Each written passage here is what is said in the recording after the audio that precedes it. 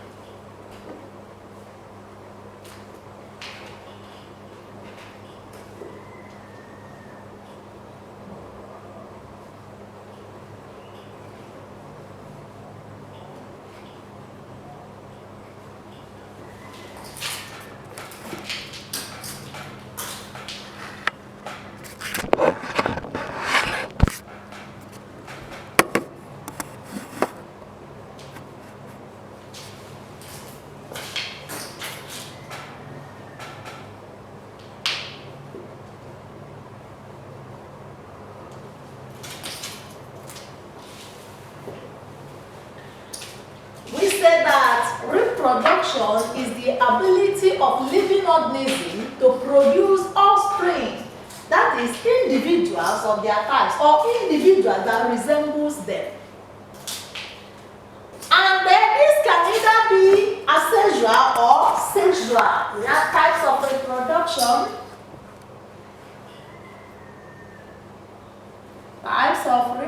reproduction.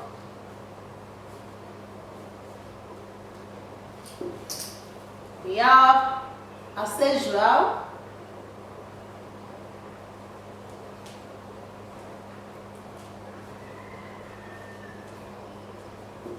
We have sexual reproduction.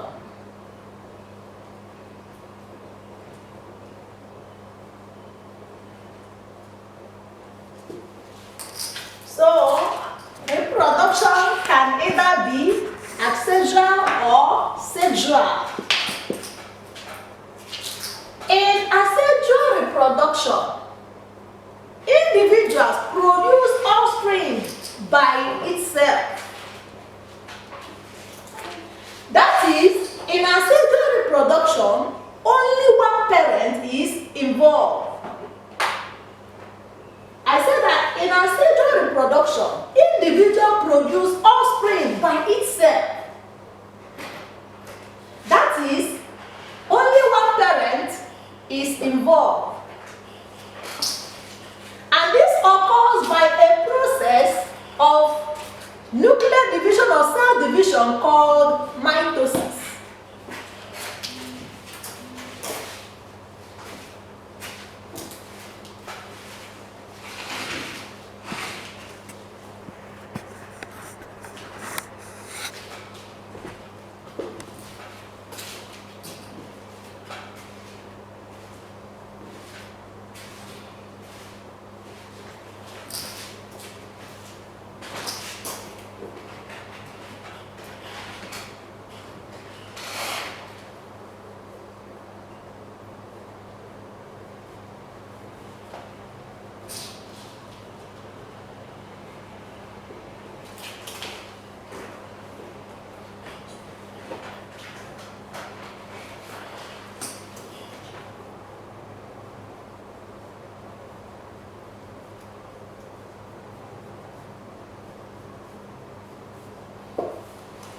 So I said that in asexual reproduction,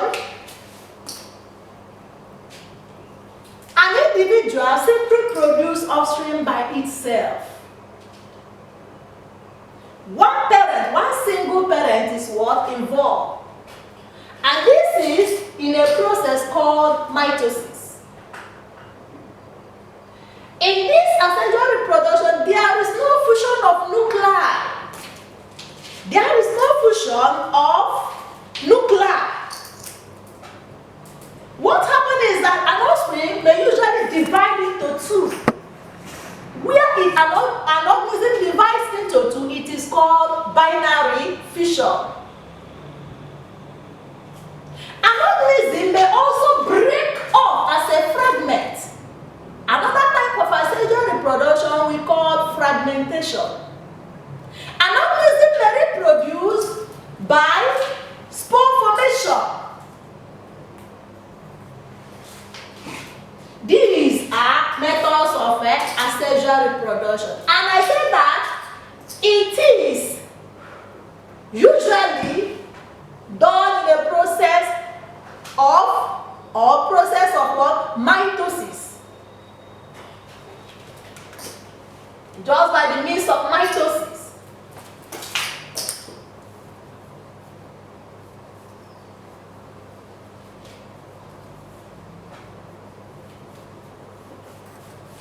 Cell division called mitosis.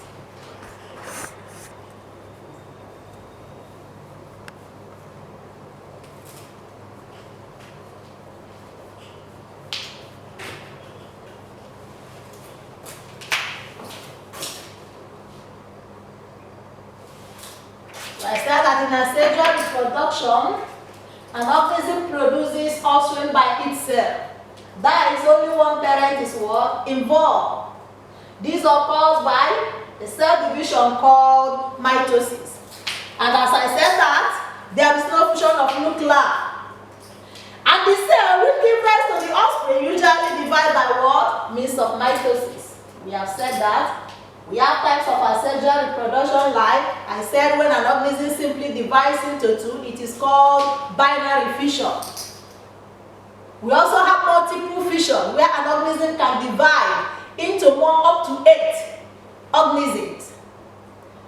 When also where an organism breaks up as a fragment, we call it fragmentation. An organism also can be reproduced essentially by spore formation.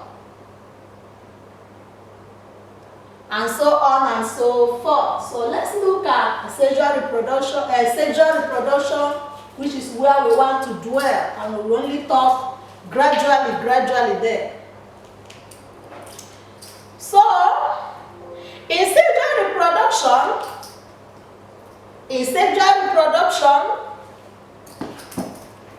offspring are produced by fusion of two different sex cells. In a sexual reproduction, offspring are produced by fusion of two different sex cells, which one will come from a male, the other one will come from what? A female. In other words, in sexual reproduction, it involves fusion of two different sex cells by a process of meiosis, not mitosis now. By a process of meiosis. The two nuclei will come together and fuse to form an offspring called zygotes.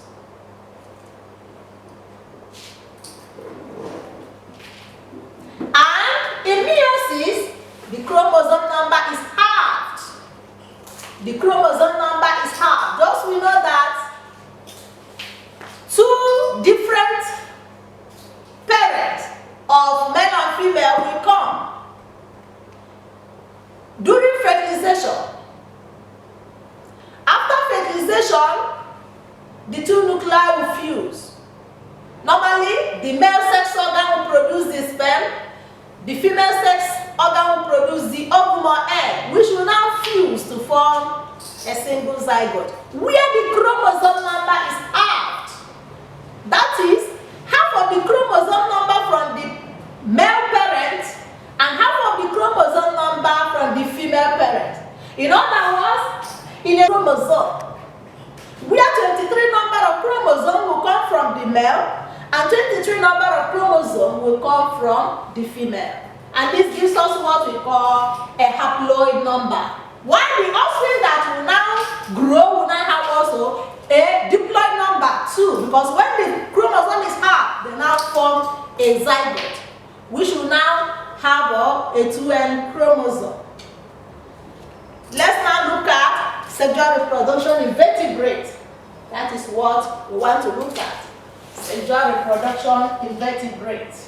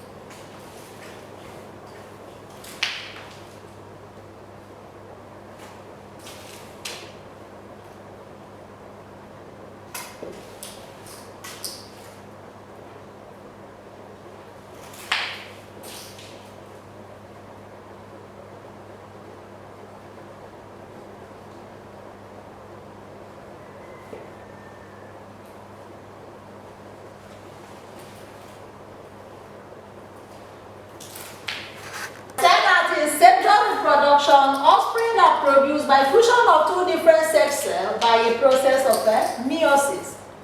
That is, in meiosis, in which the chromosome number is half. What do we mean by that? Half of the chromosome of the two parents, will now fuse together.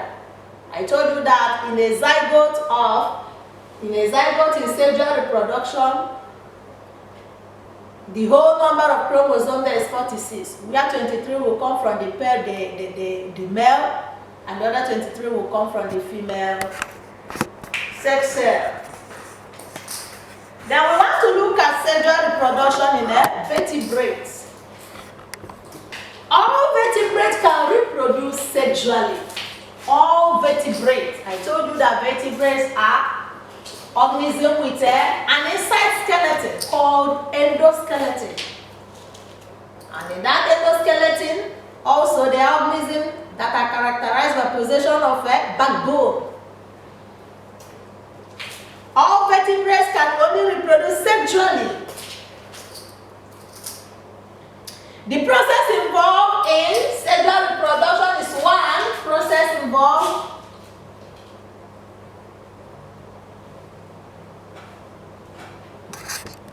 by meiosis, as I have told you. We hear of gonads. Gonads means sex cells. Number 2, fertilization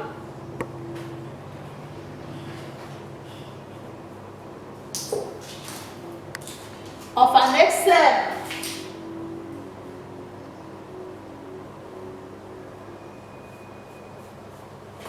by a sperm cell.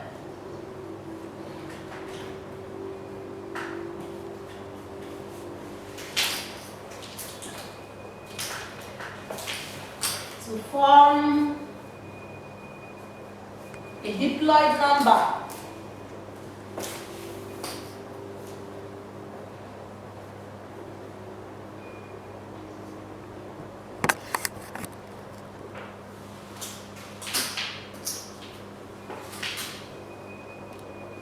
Two zygotes. The third stage is growth and development of zygotes.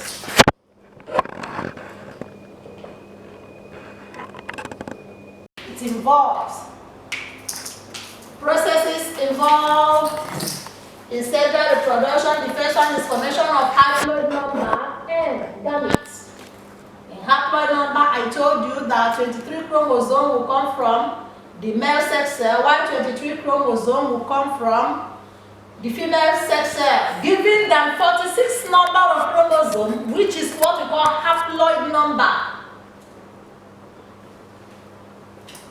By meiosis in gonads, I told you that gonads are the sex cells. Anytime you hear of gonads, they are talking about the sex cells.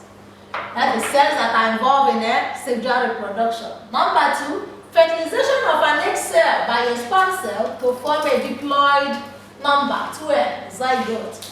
Yes. What happens is that you know that in sexual reproduction,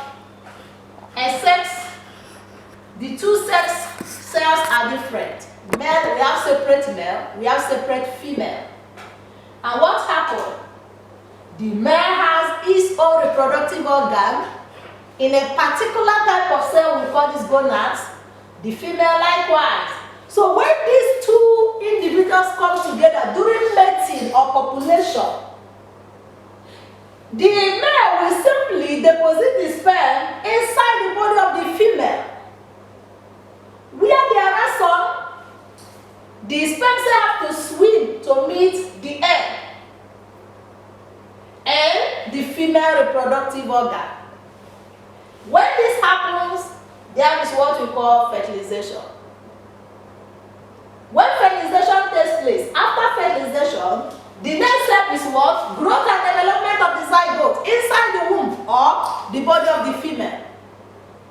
Because the zygote of the offspring will develop not inside the body of the male, but inside the body of the female. And this thing takes some periods of time, which we call gestation period in animals, where the female will now carry the zygote for a number of time before it will now be born as what?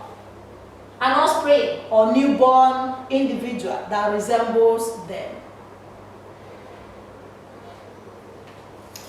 So I have explained this. I want us to look briefly at reproduction in fishes. We now take, how does this organism, aquatic organism, the fishes, how do they reproduce? We will move from the fishes to reptiles, from reptiles to birds, birds to animals. Let's quickly talk about reproduction in fishes. How do fishes reproduce? It's just a little time, we'll just summarize. Reproduction in fishes.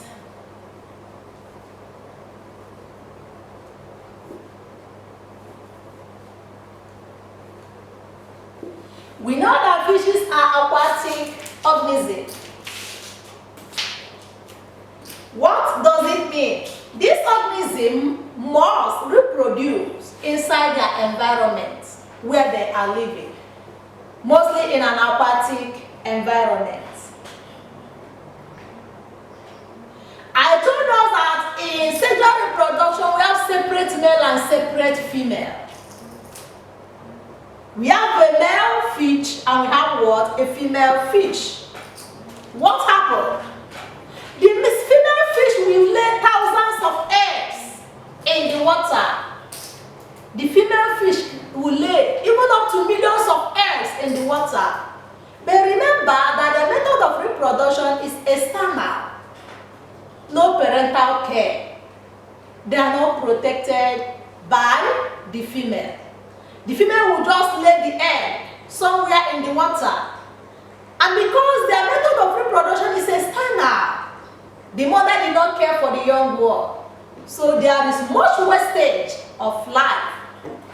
After laying the egg, a mature female fish will just go and deposit the sperm where the female fish lays the egg.